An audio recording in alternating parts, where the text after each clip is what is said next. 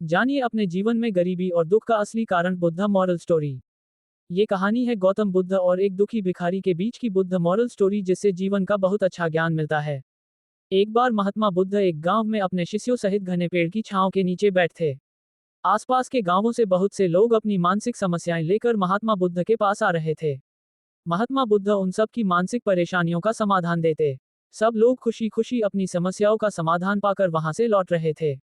वहीं से कुछ दूर बैठा लोगों को बुद्ध के पास जाते देख एक दुखी भिखारी अपने भाग्य को कोसता हुआ यही सोचने लगा कि अभी कुछ देर पहले तो ये लोग दुखी मन से मुंह लटकाए उन महात्मा के पास गए थे, और अब इतना खुश होकर कैसे वापस लौट रहे हैं।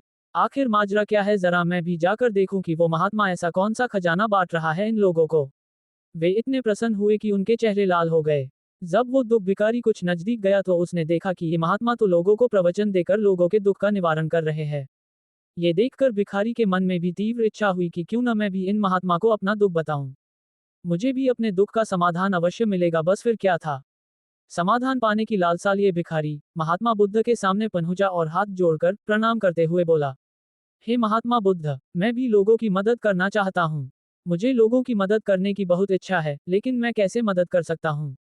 मैं बहुत गरीब हूँ। मेरे पास न तो पैसे हैं और न ही कोई ऐसी चीज जिससे मैं किसी की मदद कर सकूं। मैं कोशिश करने पर भी किसी की मदद नहीं कर सकता। मुझे भगवान ने इतना गरीब क्यों बनाया। हे महात्मा, मुझ पर कुछ कृपा करो। इतना बोलते हुए भिखारी रोने लगा। महात्मा बुद्ध बोले, आप बहुत अज्ञानी हैं, क्योंकि आप अभी तक इस भ्रम में जी रहे हो कि तुम्हारे पास कुछ नहीं, जबकि दूसरों को कुछ देने के लिए तुम्हारे पास बहुत कुछ है। तुम बिना धन और वस्तु के भी दूसरों की मदद कर सकते हो। तुम्हारे पास जुबान है, जिससे तुम मीठे शब्द बोलकर किसी के दुखी चेहरे पर मुस्कान ला सकते हो। इन्हीं शब्दों की ताकत से तुम किसी के भी टूटते हौसलों को फिर से मजबूत कर सकते हो।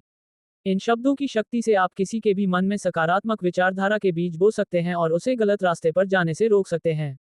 तुम्हारे दो हाथों से किसी भी कमजोर या लाचार व्यक्ति की सहायता कर सकते हो। आपके दो आंखें किसी अंधे को रास्ता दिखा सकते हैं। तुम किसी के लिए दुआ कर सकते हो, ये हो सकता है कि उनके बुरे काम फिर से हो जाएं। आप किसी के अच्छे स्वास्थ्य की कामना कर सकते हैं, लेकिन अज्ञानतावश तुम अब तक इस बात को समझ नहीं पाए और इस भ्रम में अब तक जीते रहे कि तुम्हारे पास मदद करने के लिए कुछ नहीं। किसी की मदद करने के लिए धन और वस्तु का होना अनिवार्य नहीं है। बिना धन और वस्तु के भी हम कई प्रकार से लोगों की मदद कर सकते हैं। महात्मा बुद्ध के ज्ञान से भरे ये सुंदर शब्द सुनकर भिखारी के चेहरे पर मुस्कान आ गई और वह खुशी से झूमता हुआ वहां से चला गया। इस बुद्ध मॉरल स्टोरी से हमने क्या सीखा? दोस्तों, महात्मा बुद्ध की इन बातों से बहुत कुछ सीखा गया। आजकल बहुत से लोग ये सोचकर दुखी होते हैं कि मेरे पास ये नहीं है, बल्कि जो आपके पास है उसी में संतुष्ट रहना सीखें और बिना मतलब के लोगों की मदद करें। इन्हीं से आपको परम सुख की प्राप्ति होगी। तो दोस्तों, ये बुद्ध मॉरल स्टोरी आपको कैसी लगी जरूर बताना।